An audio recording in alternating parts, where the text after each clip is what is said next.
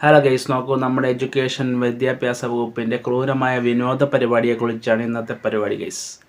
അതായത് നമ്മളുടെ ഈ +2 പരീക്ഷ ഉണ്ടല്ലോ, ഫൈനൽ എക്സാം, അതിന് വേണ്ടി തയ്യാറാക്കിയ ചോദ്യങ്ങൾ ഈ മോഡൽ എക്സാമുമായിട്ട് യാതൊരു പുലബന്ധവും പോലും ഇല്ലാത്തൊരു ചോദ്യ പേപ്പറാണെന്നാണ് നമ്മുടെ കുട്ടികളുടെ മൊത്തത്തിലുള്ള അഭിപ്രായം.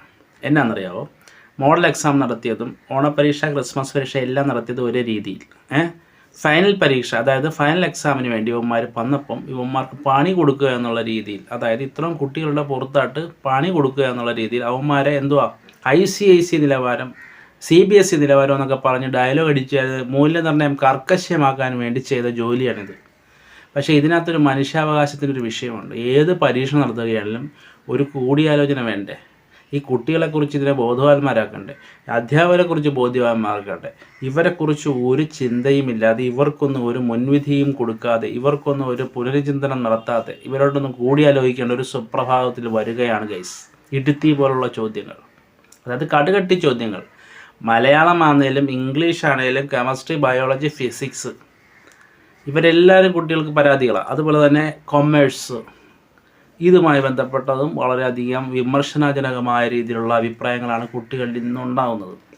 കാരണം ഇവരെന്തൊരു പരീക്ഷണം നടത്തിയാലും അത് മോഡൽ എക്സാം നടത്തിയേച്ചും അതേ രീതിയിലുള്ള ചോദ്യങ്ങൾ തന്നിരുന്നെങ്കിൽ നമുക്ക് അംഗീകരിക്കാം. കടുകട്ടി ചോദ്യങ്ങൾ ഇട്ടതുകൊണ്ടല്ല ഇവിടെ വിഷയം. ഇവിടെ കുട്ടികളെ ഒരു പരീക്ഷണ വസ്തുവാക്കി ഒരു സുപ്രഭാതത്തിൽ കുട്ടികളുടെ പുറത്തോട്ട് ഇടുത്തി പോലെ വന്നാണ് ഈ ചോദ്യം വീഴുന്നത്. അതുവരെ മോഡൽ എക്സാം നടത്തിയ രീതിയിലല്ല. അതുപോലെ ഇതുപോലെ കുട്ടികൾക്കൊരു മുന്നറിയിപ്പോ അല്ലെങ്കിൽ അധ്യാപകർക്കൊരു മുന്നറിയിപ്പോ ഒന്നും കൊടുക്കാതെ കണ്ട് ഒരു സുപ്രഭാതത്തിൽ കടുകട്ടി ചോദ്യം ഇട്ട് കുട്ടികളാകെ അന്താളിച്ചു പോയെന്ന് വേണം പറയാൻ. കാര്യം ഈ എക്സാം ഹാളിൽ ചെല്ലുമ്പോഴാണ് ഈ പണി മനസ്സിലാകുന്നത്. എത്ര ക്രൂരമായ അല്ലെങ്കിൽ എത്ര മനുഷ്യാവകാശ ദംശനങ്ങളാണ് ഇവിടെ നടക്കുന്നതെന്ന് മനസ്സിലാക്കണം.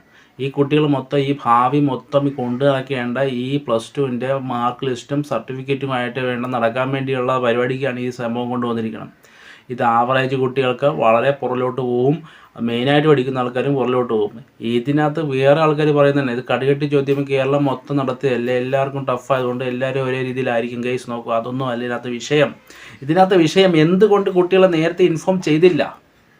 കുട്ടികൾക്കും അധ്യാപകർക്കും ഒരു മുന്നറിയിപ്പ് നൽകാതെ ഒരു സുപ്രഭാതത്തിൽ ഇടുത്തി വീഴുന്ന പോലെ ഈ ചോദ്യങ്ങൾ വന്നതിൻ്റെ ചേതോ വികാരം എന്താണ്? ഇതിനകത്ത് വിശദീകരണം നൽകാൻ വിശദീകരണം തരണ്ടേ? പൊതുവിദ്യാഭ്യാസ ആണെന്ന് പറഞ്ഞാൽ എന്ത് തോന്നിയ അവസരവും കാണിക്കാൻ പറ്റുമോ? കുട്ടികളെ പരീക്ഷണ വസ്തു ആക്കിയതിൻ്റെ ചേതോ വികാരം എന്താണ്? അതിനെക്കുറിച്ച് അവരെ കൊണ്ട് എന്തുകൊണ്ട് മുന്നേ ഇവർക്കൊരു വിവരവും അധ്യാപകർക്കൊരു വിവരവും കൊണ്ട് കുട്ടികളെ കുറിച്ച് ബോധവാന്മാരാക്കിയില്ല? അധ്യാപകർ വരെ തന്താളിച്ച് നിൽക്കുന്ന പരിപാടി. ഇതെന്നാ ഇങ്ങനത്തുള്ള ചോദ്യങ്ങളൊക്കെ വരുന്നത്?